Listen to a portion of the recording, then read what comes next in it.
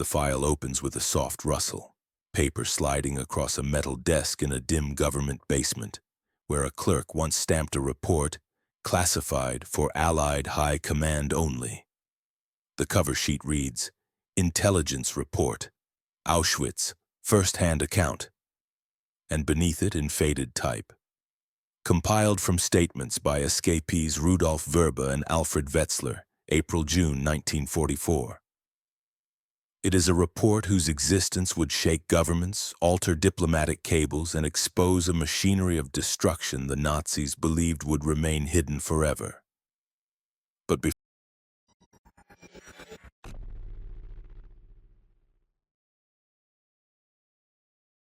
before it became a weapon, it was simply a story of two young prisoners, starving, hunted, freezing, who chose to risk death to warn the world. The opening imagery shows soldiers fighting in the haze of Europe's battlegrounds. In 1944, the Second World War had entered a critical phase. The Red Army advanced west. The Allies prepared to invade France. Yet in occupied Poland, behind electrified fencing and camouflage, the SS continued a program of industrialized destruction that the world only half believed. Then tanks grinding across Europe appear, symbols of an advancing war that still had not reached the fences of Auschwitz. Behind those fences lived men like Verba, prisoner number 44070, and Wetzler, prisoner 29162, Slovak Jews in their teens and early 20s who had already spent 2 years witnessing transports arriving and vanishing. A naval ship sinking fills the frame, a reminder of chaos elsewhere. But the quiet horror at Auschwitz was its own world, its own system. Prisoners saw columns of arrivals, heard rumors, counted disappearances. They were caught between survival and knowledge, between hope and a truth so crushing that many refused to believe it. Fighter planes dart across the sky, images of Allied strength. But these planes did not yet reach Silesia. Auschwitz remained untouched, its existence muffled by confusion, disbelief, and the Nazi obsession with secrecy. Bombed city ruins flash across the screen. The war's destruction was visible everywhere except in the places deliberately concealed. Auschwitz was not a battlefield, it was a factory. Then Allied landings appear, troops storming beaches far away, while in the east prisoners watched trains unload day after day. Civilians fleeing destroyed towns appear, mirroring the fate of tens of thousands deported on rail lines that led to Auschwitz-Birkenau. Some prisoners knew pieces of the truth. Verba and Wetzler knew all of it. They worked in subcamps, in administration, in sorting warehouses where they learned the rhythms of the camp with terrible precision. Radio operators sending coded signals highlight the intelligence war. At this stage of the conflict, Allied intelligence had fragments, intercepts, rumors, scattered testimonies, but lacked a complete picture. They needed specifics. Numbers, locations, procedures, timelines. They needed proof. Nurses tending wounded soldiers evoke the world outside the camps, a world of uniforms and medics. Inside Auschwitz, prisoners patched wounds with rags, worked until collapse, or disappeared entirely. Generals studying invasion maps appear, but nowhere on their maps was a clear understanding of the Nazi camp system. The vacuum of information was deadly. Then prisoners behind barbed wire dominate the frame. Their faces, their striped uniforms, their emaciated bodies. These images provide the emotional and factual anchor of this story. Verba and Wetzler wanted the world to see what these fences hid. Propaganda posters appear, Nazi newspapers boasting of resettlement, labor transfer, and relocation to the east. Euphemisms that masked the organized mass murder behind the gates. Submarines cruising silently across oceans are shown next, representing military secrets guarded with fanatical discipline. But the Nazis guarded one secret above all others: the functioning of Auschwitz-Birkenau, its gas chambers, crematoria, and selection processes. Winter battlefield scenes appear. Snow, misery, columns of soldiers. These images parallel the conditions in early 1944 when Verba and Wetzler planned their escape. The cold could kill them almost as surely as the SS.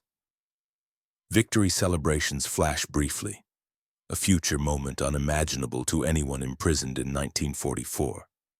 In Auschwitz, victory was measured in minutes survived. Ruins of Berlin appear, a prophecy of what the war would bring.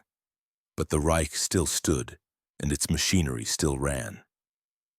Women working in wartime factories appear, reminding us that even small acts of production connected to the wider war.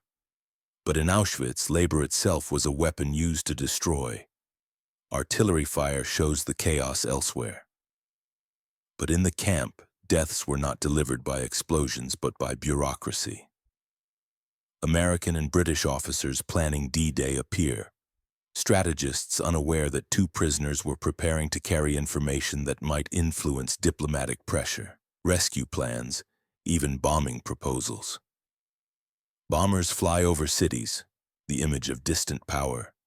The prisoners at Auschwitz had no such power. They had only courage, memory, and the will to escape. Now the escape itself. On April 7, 1944, Verba and Wetzler slipped into a narrow gap between the outer and inner fences of Auschwitz-Birkenau. They hid inside a hollowed-out space within a woodpile soaked in gasoline to block the dog's scent. For 3 nights, they lay motionless as SS guards searched violently around them. On April 10th, believing the prisoners dead or escaped beyond reach, the SS lifted the guard cordon. Verba and Wetzler crawled from the woodpile and began a long journey south, over rivers, through forests, along back roads. Patrols hunted them. Posters bearing their descriptions spread through villages. But they kept moving. After more than a week, starving and exhausted, they crossed into Slovakia, home, yet now dangerous territory full of collaborators. They found refuge with local Jewish resistance members, who arranged contact with the Slovak Jewish Council. Then the 2 escapees began to speak. They described the arrival procedures, the separation of men and women, selection lines, and the immediate murder of children and the elderly. They recounted the gas chambers, how they were disguised, how they functioned, how long the process took, how many bodies could be burned at once. They drew maps, from memory, of the crematoria, barracks, guard towers, railways. They listed transport numbers and dates. They estimated death tolls. Much of what they reported was later proven accurate. Their words formed the Verba-Wetzler report, typewritten over several days in a Bratislava safe house. Copies were smuggled to Budapest, then to Switzerland, then to neutral diplomats, journalists, and finally to Allied intelligence. From there, the report traveled by diplomatic courier to London and Washington. It reached the Vatican. It reached the British Foreign Office. It reached the War Refugee Board in the United States. It reached global newspapers by summer 1944. Some leaders doubted it. Its scale seemed impossible. Others demanded immediate action. The report influenced international pressure that eventually slowed and then halted the mass deportation of Hungarian Jews in July 1944. It spread information that the Nazi regime had fought desperately to conceal. Verba and Wetzler did not rest. They continued warning communities, smuggling information, and supporting underground networks. Their escape became one of the most important intelligence breakthroughs of the war. By the time Berlin fell, their report had become evidence in post-war trials, part of the record exposing the machinery of death that Auschwitz represented. And it all began with 2 prisoners, hiding in a woodpile soaked in gasoline, who chose not only to flee for their own lives, but to return with the truth. Carrying secrets the Nazis swore no prisoner would ever live long enough to tell. Their escape was real. Their report was real. And the world is different because they survived.